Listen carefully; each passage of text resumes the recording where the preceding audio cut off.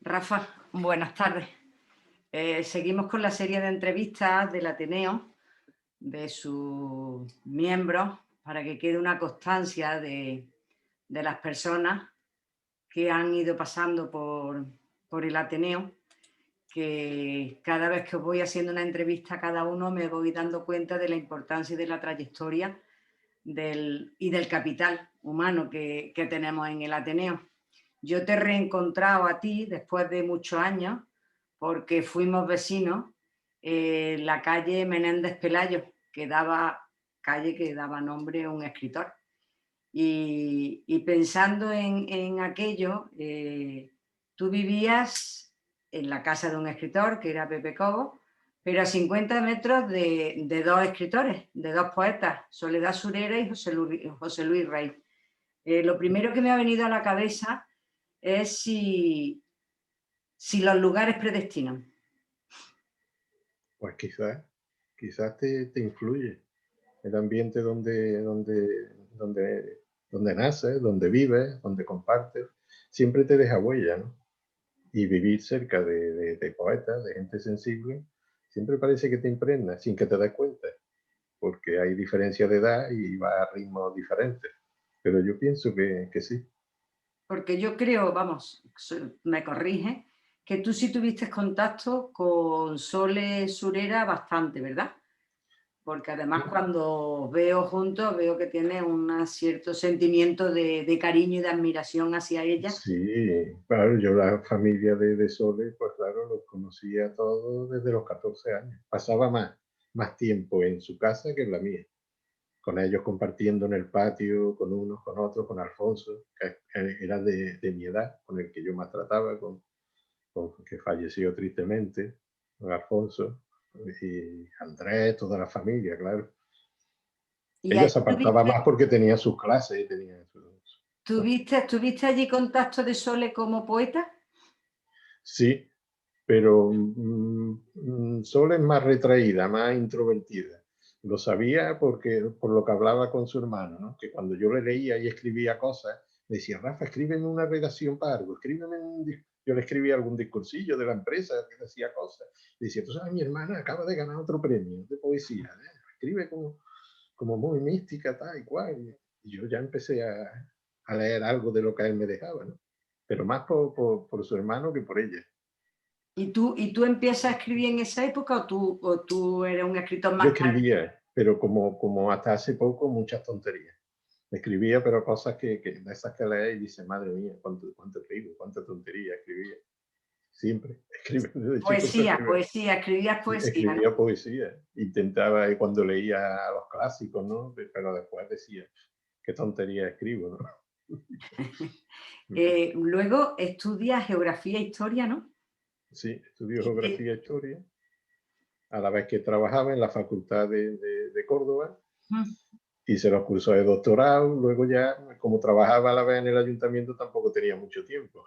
Entonces, lo que sí hice en Sevilla, los 2 años de egiptología, porque me gustaba, hice historia antigua y arqueología, y luego también hice 3 años en Sevilla, en una academia privada de medicina natural, de lo que se dice ahora naturopatía. y cuando te he preguntado hace un rato, cuando hemos hablado, ¿no? Si se te podía decir que eras egiptólogo, ¿no? Porque me ha llamado Sí. bastante la atención que en Córdoba, que nos nutrimos de esas culturas que hablamos, no nos cansamos de hablar de la cristiana, la judía y la musulmana, ¿no? Que tú hayas tenido una relación con una cultura todavía más antigua, tan lejana a nosotros, porque claro está, nosotros, una de mis ilusiones de siempre ha sido, y lo hice, fui a Londres a conocer Egipto, ¿no? Pero para Mm. nosotros siempre había estado eso un tanto apartado. ¿Qué te ha dado el conocer esa cultura? ¿Vale? ¿Te ha dado una percepción de vida distinta a la que te haya podido dar el catolicismo o nuestro ambiente? Mm. El aspecto que conoces de Egipto, que es un pueblo muy práctico, con un conocimiento de las matemáticas, de la geometría sobre todo, muy grande, en que ellos viajaban mucho, los griegos viajaban mucho a Egipto. allí se nutrían aparte de todo el espíritu, ¿no?, de los dioses y de la religiosidad egipcia, se nutrían mucho de los conocimientos también de matemáticos, ¿no? Es algo que no entra en la cabeza, porque Egipto se ha puesto siempre como una tierra maravillosa, se ha hecho mucho para psicología, en fin, todo un misterio, ¿no? Pero el pueblo egipcio pues tenía sus misterios, tenía su religiosidad, ¿no?, muy práctica. Y eso pues no te da un sentido del cosmos, de que quizás hay una explicación de que era una gente que parece ser que no eran, que no eran, que se está especulando mucho, pero que parece que venían de otro lugar, que no eran muy de la Tierra, que parecía que habían venido de otro por su lenguaje, por sus dioses animales, por el conocimiento del cielo que tenían, ¿no?, tan avanzado, ¿no?, por las pirámides, ¿no?, que son unos puntos con unas bases matemáticas enormes, ¿no? Entonces, en eso sí se especula mucho, pero que no te da una religiosidad, te da un sentido práctico. Ellos eran muy prácticos los egipcios, no tenían nada de tan maravilloso como lo vemos aquí, ¿no? Solo eso. Yo es que me he referido a egipcio, ¿no? O sea, a Egipto o a tu faceta de diplomado en egiptología, porque como todos los poetas, ¿no? La muerte en tus poemas es un tema recurrente, pero contrariamente a otros, ¿no? He encontrado, por ejemplo, verde muerte. Si nos llena de vida siempre, muerte inmensa de verde esperanza.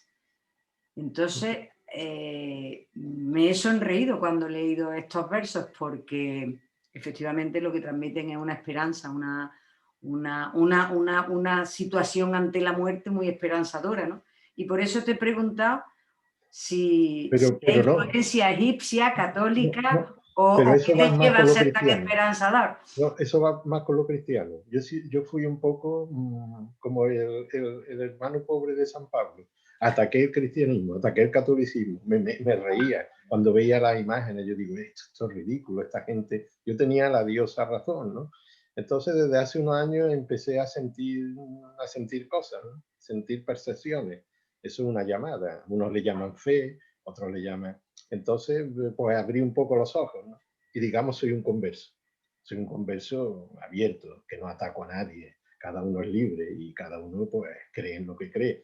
Pero yo tuve esa conversión paulina, ¿no? Cuando hablo con algunos amigos sacerdotes, digo yo que estaba con los ojos un poco ciego y lo abrí y vi cosas, ¿no? Pero son percepciones que te llegan, ¿no?, por tu propia experiencia de la vida. Entonces yo de pasar a atacar y a reírme, pues he pasado a respetar y a comulgar y a guardar los sacramentos y a leer la Biblia, a leer el Nuevo Testamento, a pensar en Jesús sobre todo. Mis amigos dicen, es que la iglesia, ya estamos con la iglesia, yo te pongo el Evangelio y Jesús. A mí de la iglesia pues son hombres que hacen cosas buenas y cosas malas, como en todos los organismos. Entonces a mí siempre la gente, la iglesia, digo, la iglesia, vamos a dejar la parte, digo, yo te hablo del Evangelio de Jesús, ese es mi amigo, es mi maestro. Lo demás, pues cada uno ya puede ser eso es, pero eso me ha venido por unas percepciones y porque ves cosas y sientes una llamada, ¿no?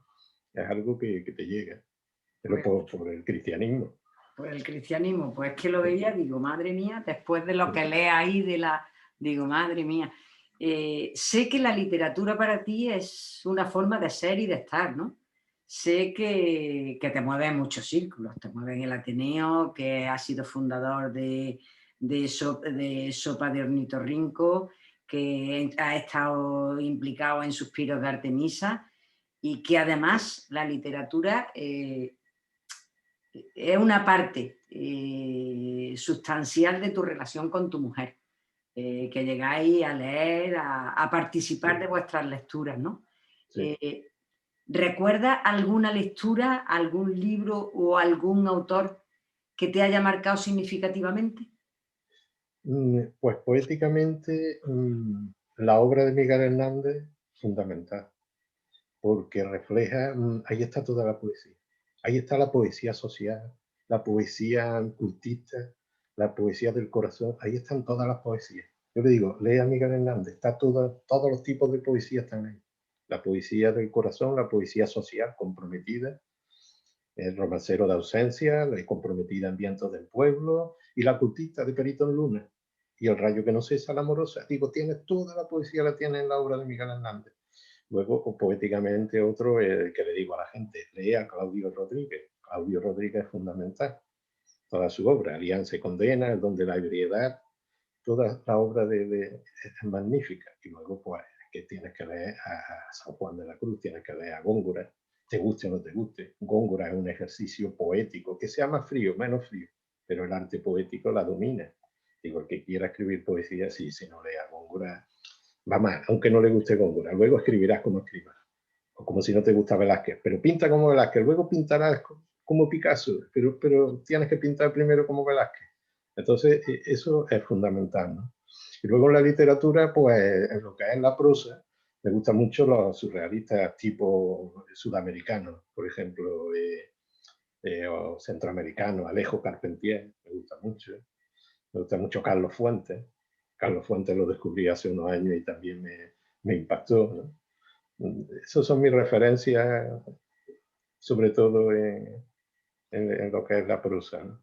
Pero yo te preguntaba no tanto por la manera de escribir, ¿vale? Mm. Yo ahora me gustaría que me comentara, sino como la literatura como algo transformador. Si a ti la literatura te ha abierto los ojos a, bueno, pues a un sentimiento, a una manera de ser, de estar, de comportarte o de incluso has reconocido en ella unos valores en los que, con los que te has movido y te has situado, ¿no? Yo sí, yo pienso que la literatura te ayuda a comprender el mundo y a sentirlo, y a compartir, y a tener unos ideales. Entonces, para mí, los poetas, todo poeta debería ser una persona correcta, correcta consigo misma y con el mundo que le rodea, puesto que se desarrolla una sensibilidad. A veces se siente demasiado el mundo. No se puede a veces expresar bien. Ahí están los genios, los que tienen talento. A veces uno dice, no puedo expresar lo que llevo dentro. Y cuando lo paso al papel digo, vaya churro que he escrito, vaya. Porque a veces lo que se siente no se puede, pero que sí. Te ayuda a transformar el mundo y hacer pues lo que diría Blatotero, ¿no? Si la poesía no sirve para que tenga una conciencia del mundo y te transformes tú y ayude a transformarlo, pues, pierde mucho. Se queda en un mero arte estético para uno, ¿no? Y para cuatro electos, que eso tampoco tendría mucho Cuando, sentido. aunque quizá intuya tu respuesta, pero cuando, por lo que te conozco, pero cuando tú dices que la poesía hay veces que no se puede, que no puedes expresar todo lo que quisieras por medio de la poesía, ¿no? Eh, dudo que en tu caso sea por falta de método o por falta de conocimientos lingüísticos. Tú no escribes porque por miedo a plasmarte en un papel, por miedo a darte a conocer, por miedo a expresar o ver efectivamente o reconocer tus sentimientos. No tengo en ese aspecto, no soy sincero. No intento esconder, que hay muchos que sí, que yo le digo, qué gran poeta sería. Tengo un amigo que le digo, qué gran poeta sería si tú expresaras toda esa pozo negro que llevas dentro. Y me echó una mirada como diciendo, ya no hablo más contigo. ¿Por qué? Porque escribía como no era. Digo, tienes mala poesía porque escribes como no eres. No, yo intento escribir como soy. Lo que pasa es que es muy difícil conseguir un estilo cuando has leído a tanta gente buena. Digo, ya estoy escribiendo un poco a veces imitando a Claudio, ya estoy imitando a José Hierro, ya estoy a veces imitando formas de Góngora. Es muy difícil llegar a un estilo propio cuando tienes tanta influencia. Miguel Hernández lo decía, al cabo de los años estoy consiguiendo, y era un chaval, y decía, estoy consiguiendo tener un estilo propio, al cabo de años, y era muy joven, pero tenía un talento tremendo, ¿no? Y eso es muy difícil, coger ese estilo propio, ¿no? En que tengas de verdad maestría, en que guarde una armonía, la forma con el contenido. Esa para mí es la poesía, ¿no? Que guarde una forma, que guarde un equilibrio la forma y el contenido. que haya un lirismo y a la vez que haya un arte poética. ¿Y cómo entonces? Porque tengo aquí tu libro, que no sé si se verá ahora, ¿no? Sobre la nada de un caballo, ¿vale? Y desde el primer día, bueno, lo busqué, ¿no? Cómo acaba, ¿no? O sea, de quién hablas, de Potier y demás, pero tu poema, ¿no? Termina, bueno, parafraseando a Potier, haré un verso sobre absolutamente nada. ¿Por qué escogiste exactamente ese verso? Porque, Porque, vamos, te explico. porque Sí, cuando leí la traducción que la hace Cuenca, Alberto de Cuenca, sobre la obra de Guillermo de Poitiers, que lo conocí también por Luis Delgado, el músico que conozco y comparto con él, vi que empecé a leer a Guillermo de Poitiers y digo, este hombre era un hombre que decía que compuso un verso durmiendo sobre un caballo, que haría un verso de donde no hay nada, ¿no? Que haría un verso no para los demás, sino para él mismo, para contemplar el mundo desde su... Me dejaba atónito, ¿no? Digo, este hombre es increíble, digo, ¿hasta dónde llegó? Y veía que eso, que ya llegaba un momento que la poesía la expresaba de una forma tan, tan sincera, tan original, que decía, no, si es que a veces es eso, que no sabes, que compondré un verso de donde no hay nada, pero es que en el fondo a veces no hay nada. Hacemos una ilusión, sacamos palabras, qué hay debajo, qué hay detrás de las palabras, ¿no? Uf, es algo que, ¿Y qué hay detrás de sobre la nada de un caballo? pues a veces, nada, puedes decir viento, una ráfaga que queda cuando montas en el caballo, que descubres que ha pasado, que vas pasando y no va quedando nada, que al final no queda nada. Los momentos que se compartieron y ese momento presente que se vivió. Pero luego dices, Pero nada, tú no eres el mismo después de haber atravesado la nada en el caballo, ¿no? Ya eres otro. Luego algo claro, se queda y queda un pozo, continuamente, ¿no? continuamente va cambiando. Siempre cambiamos, pero siempre tenemos ahí una base, ¿no? La base de ser sensible, ¿no? Las personas son sensibles, otras son pacíficos, son violentos, eso siempre lo llevamos, lo llevamos. Y una cosa se puede reprimir, otra se puede, pero siempre hay una base genética desde que nacemos, como el que es alto, como el que es pequeño, como el que es calvo, como el que tiene mucho pelo, que siempre queda. Y eso en nuestro interior queda, ¿no? Nos vamos transformando, pero bueno, es como este jinete va montado en el caballo, va pasando por un paisaje, por otro, pero el jinete y el caballo van a su tiempo, ¿no? Y el jinete va cambiando y el caballo también, ¿no? Y al final, ¿qué son? ¿Dónde han quedado? Son los paisajes que han conocido, las sensaciones de esos paisajes, de esas palabras, de esa música, de un momento que le impregnó el alma, ¿no? Que quedó con ellos. Mm, Es complejo. Bueno, ¿tú no crees que me retraigo ahora la primera pregunta que te hice cuando te pregunté si los lugares marcan, ¿no? Pues yo ahora te preguntaría, aunque me estás contestando, pero claro, ¿tú no crees que nosotros marcamos los lugares? Los lugares, o sea, yo estuve el otro día viendo la, la iglesia de Córdoba, vi San Lorenzo, yo no soy creyente, ¿no? Pero como vi aquello como algo mío, como algo que las calles que he paseado otras veces y las vuelvo a pasear, yo las voy aprendiendo, las voy haciendo mías y acabo creyendo que esas calles también tienen algo mío. Y bueno, me estás dejando un poco, si me dices que no queda nada, algo Queda, pues quedará sí, cuando esto sea impreso, ¿no?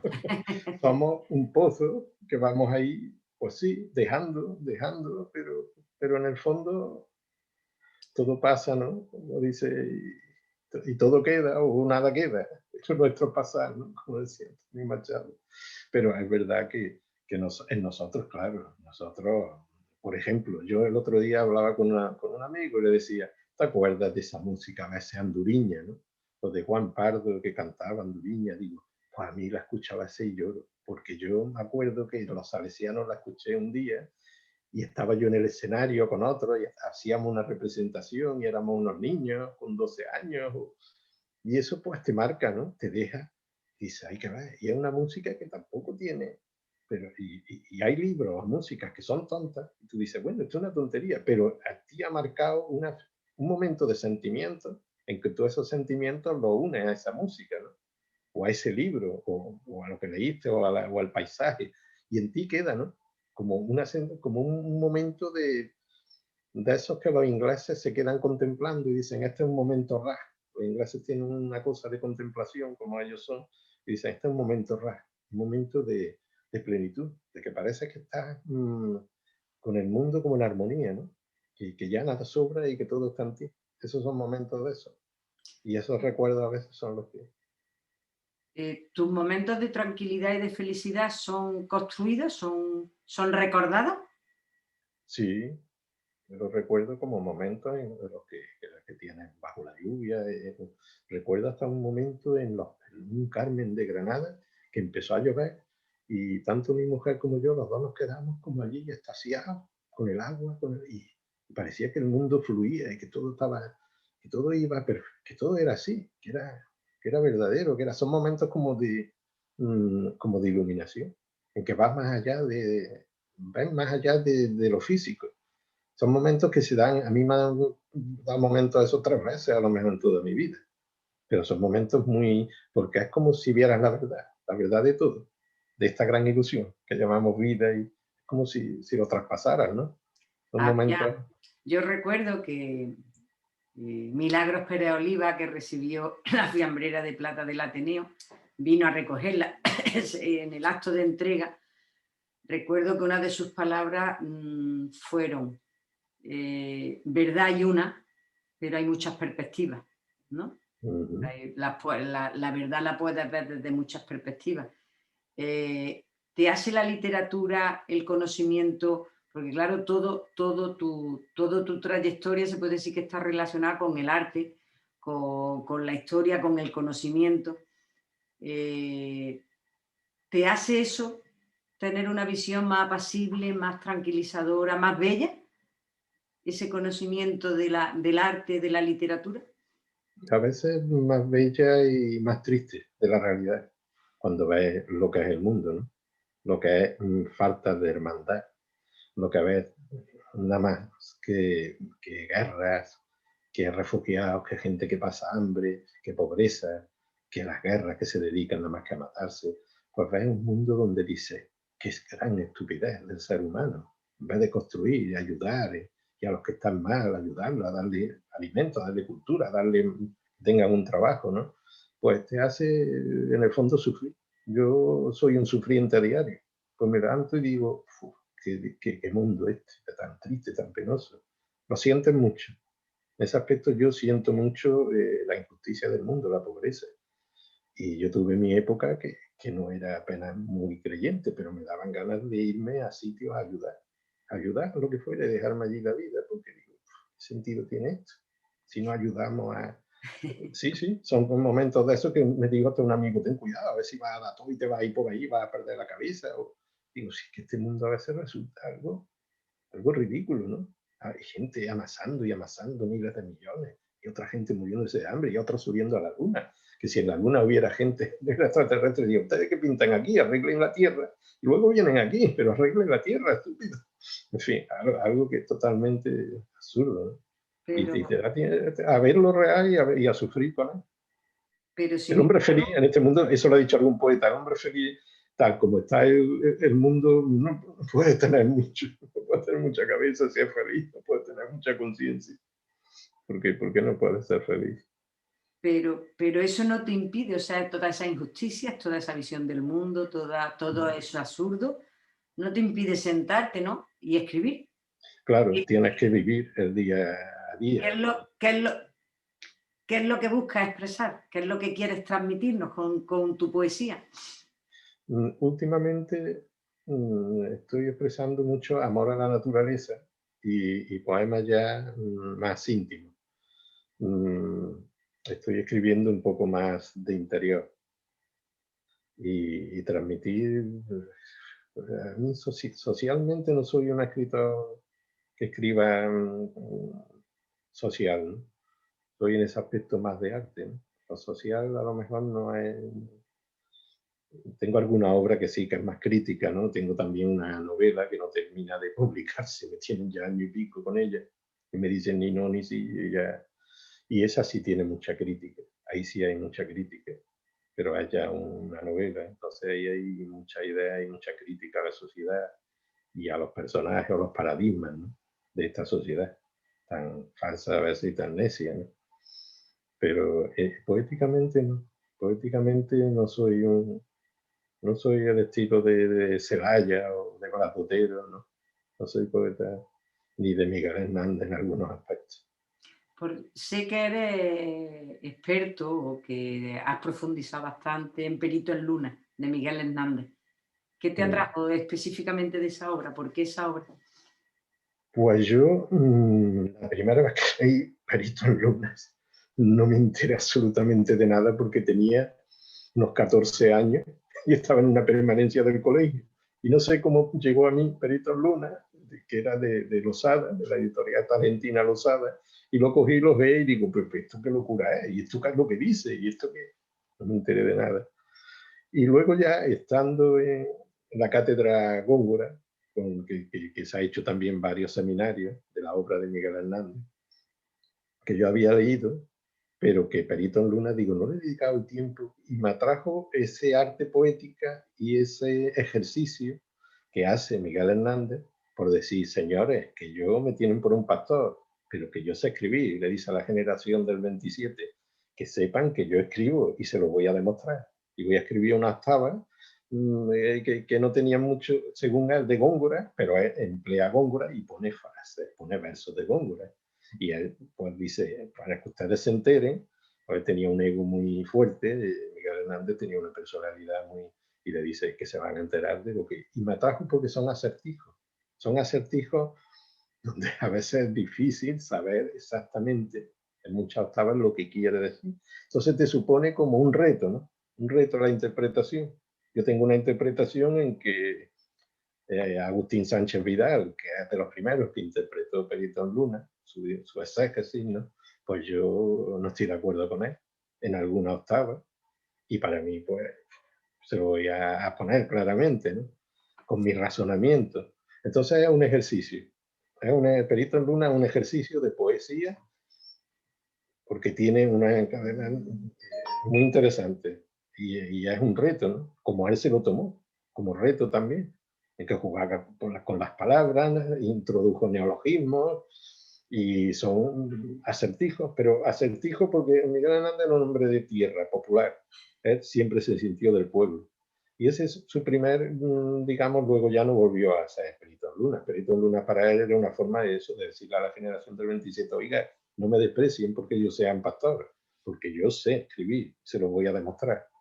Y además ya llega un momento que a su ego le dice, y más de uno, si no tuviera sus nombres ni su firma, pues ya querrían escribir esto, ¿no? Como diciendo que, o sea, que se pone hasta por encima de ellos, ¿no? Y eso es lo que te atrae de Perito en Luna. Volviendo a... Podría mucha gente jugar con Perito en Luna y distraerse mucho. Yo cuando con mi mujer le digo, ¿y a ti qué te parece que está diciendo aquí? Pues es una forma de investigar, ¿no? De decir, bueno, vamos a ver este vocablo, ¿y cómo lo emplea? ¿Y a qué se refiere? ¿Y cómo está el sujeto? Es un ejercicio interesante. Bueno, que emplazamos a... Hay un compromiso por tu parte, se lo adelantamos aquí a los ateneístas, de dar una conferencia en el foro Jaime Loring sobre Perito en Luna, así que no estaremos pendientes de cuando den la conferencia, a ver si con estas situaciones, pues, bueno, y si no, pues también incluso si se pudiera dar por este sistema que estamos nosotros ahora mismo utilizando, que una de las cosas que tenemos es pues el tiempo, que lo tenemos bastante medido. Como no podemos ampliar más, me gustaría que recitara algún poema tuyo antes de que, si lo tuvieras por ahí, y y nos despidiéramos recitándonos tú algo. Porque creo que muchos de los ateneístas no te conocen como poeta y creo que es una oportunidad muy buena. Pues a ver si me puedo levantar un momento. Voy a tener que levantar. Sí. A coger.